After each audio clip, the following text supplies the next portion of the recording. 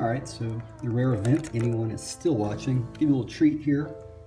Take a look. So I'm rebuilding this thug right here. And during it,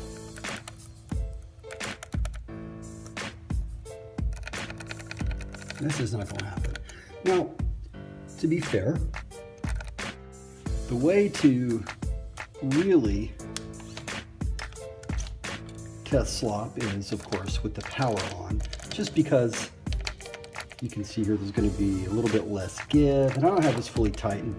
However, I think I have identified the slop. Let's see. It's pretty evident from this area onward. You see, the problem, as I believe it to be, is the vertical movement. So let me see if I can show you guys here. That right there, you see? That, no bueno, not gonna happen. We're gonna do something about it.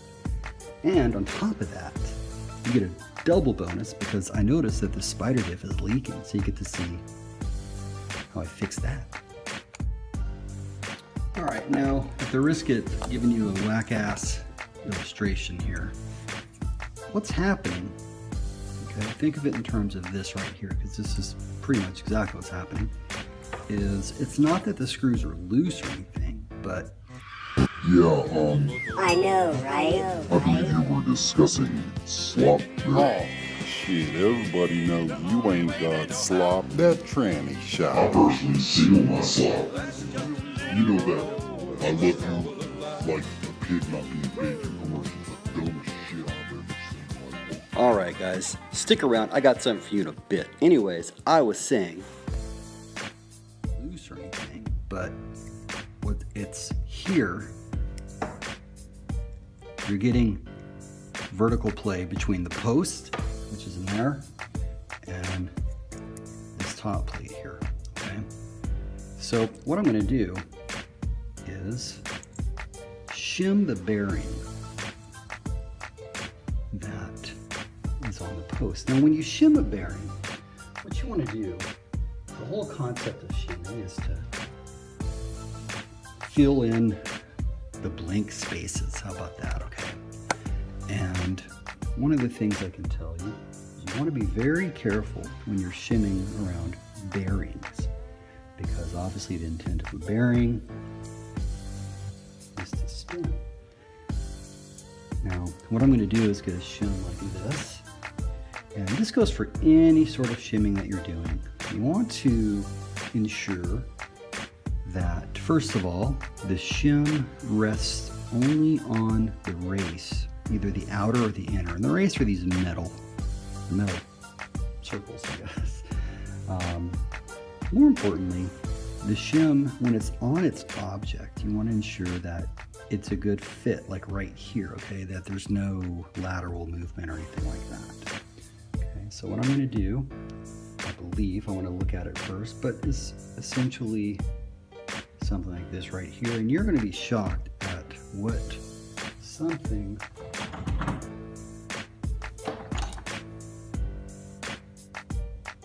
this Okay, thin. so as you can see here, Something actually this first thin wait, is Mr. fat. Soundman, please give us more of that old school G-funk, if you will, kind sir. Let's do it. I begin to start the procedure. Everything seems status quo. However, little change of plans. And this is to show you yet another straightforward example of how the minute differences in a part can play a major role in the overall performance of the vehicle.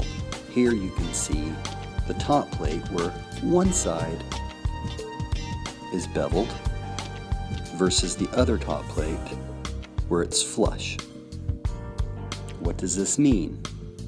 Well, let's take a look at the problem domain once again. From this vantage, you can deduce, using the top plate, the graphite one that I was using, onto the steering post, instead of actually shimming the bearing to the plate. Instead, what I have to do is shim the actual post itself.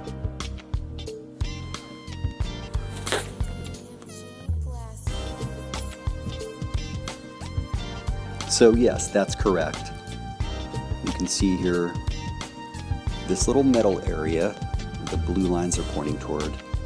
This is where I want You know what's fun? to do Think of it in terms of the the outer race. Well, really, it means it's a damn good thing that I keep an abundance of shims on hand. Little tip for you.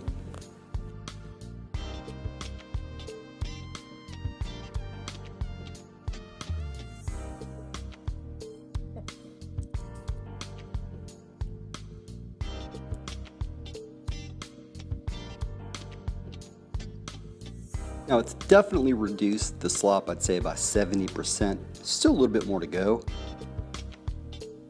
If anything, slop is sure as hell a clustered effect in my experience.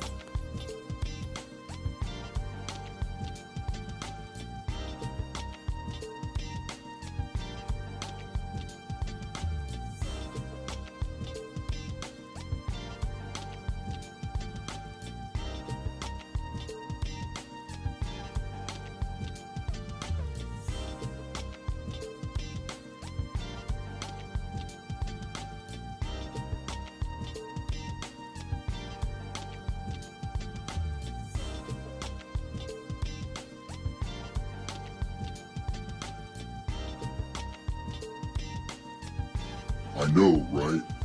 I have to admit, I synced the Hyper 7 on that YouTube.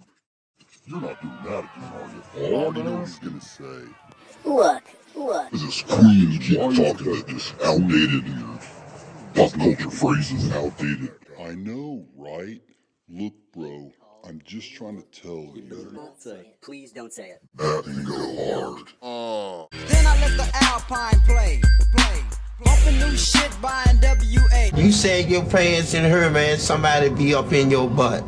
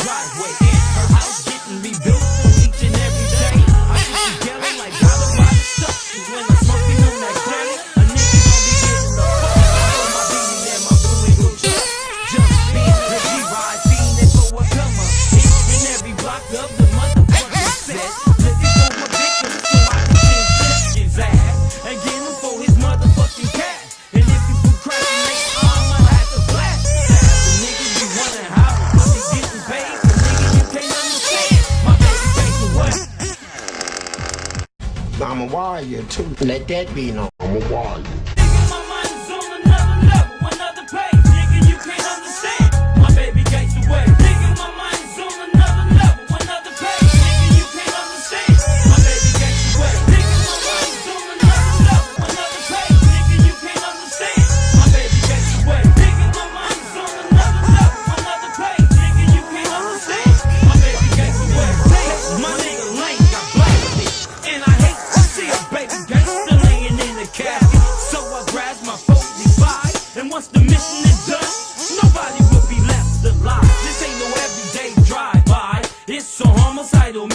Inspired by a south side to seek, kill, and destroy.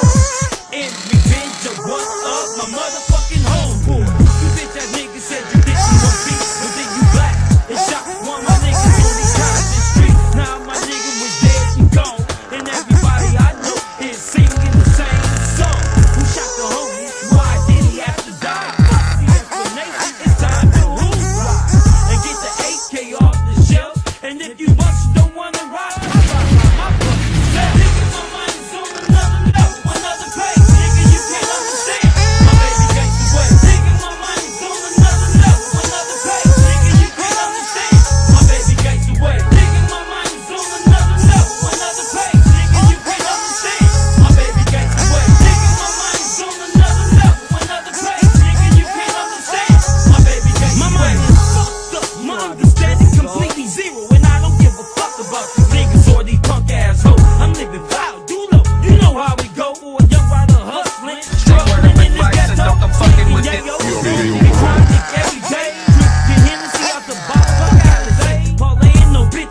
and motherfucking low. Fucking them, leaving them stuck in motels. Let's go, busting out of G.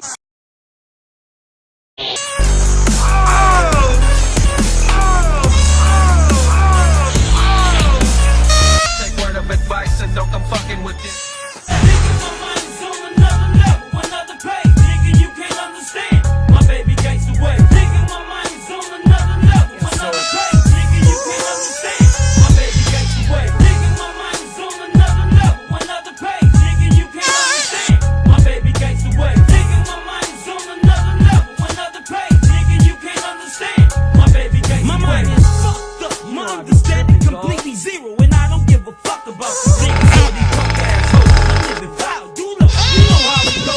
A young rider hustling, struggling in this ghetto, slanging yayo, smoking chronic every day. Drink the Hennessy out the bottle, fuck out of here. There ain't no bitches and motherfucking low. Fucking them, leaving them stuck in motels. Let's go, busting out of G's. Talking leave. Bitches be screaming please, cause they loving these Southside OBG. I'm stacking G's and steady moving G's. And if you got a bracelet, nigga, you know what's up with me. So pass the back, so I can fill it up and let you get a drink out there. Because my baby gets away, just don't stop. Because my baby gets away is on your block. Nigga, my mind is on another level, another page. Nigga, you can't understand. My baby gets away. Bam, right there. See, he kept ducking. Every time he ducked, I met him with the left hook.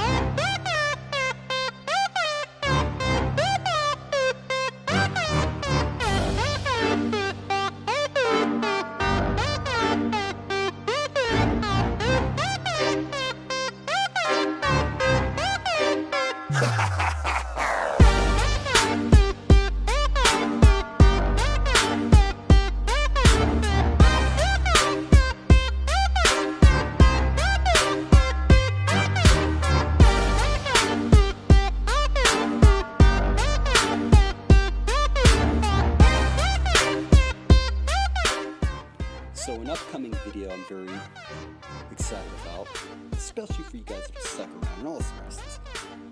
I'm going to do a video on how to rebuild an engine, at least how I do it. And as always, I try to do that lifetime troubleshooting. This time I ran into something that I've yet to Attempt to fix.